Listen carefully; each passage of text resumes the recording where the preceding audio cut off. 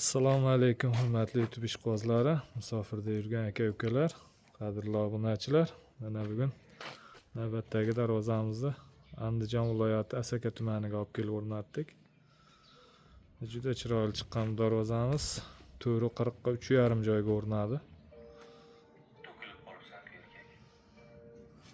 Videomizni oxirigacha ko'rsalang, darvozamiz haqida, materiallari haqida ma'lumot berishga harakat qilib o'tamiz. Demak, boshladik. Eniga 4.40, bo'yiga 3.55 razmerga o'rnadi bu darvozamiz. O'sha summasi 14 million so'mga olib kelib o'rnatildi. Darvozamiz stoykalari kurgovoy 5 ga 10 shviller bo'ldi. 5 ga 10 shviller, kurgovoy shviller bo'ldi. İçidagi profillari 6 ga 4, 1,5lik stenada, listlari 2lik listda bo'ldi.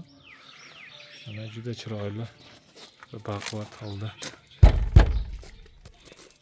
Juda chiroyli chiqdi darvozamiz. Kraskalari mokra asfalt, bu yilga, o'tgan yilga juda moda bo'layotgan rangimizdan juda ko'p qo'yyapmiz shu rangdan.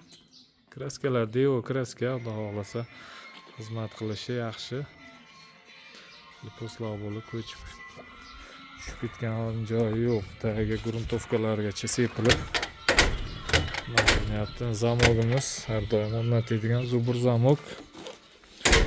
Orqa holatlarimiz, ana orqa holatlari. Orqalari ham tekis. Juda chiroyli holda o'rnatildi.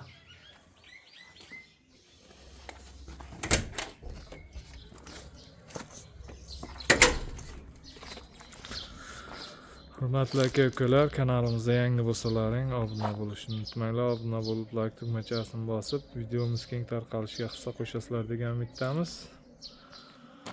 Kimga shunday darvozalar kerak bo'lsa, ekranimiz pastki qismiga nomerimizni qo'yib qo'yamiz. Bemalol murojaat qilishlaring mumkin. O'zbekiston bo'ylab dostavka, ustanovka mavjud.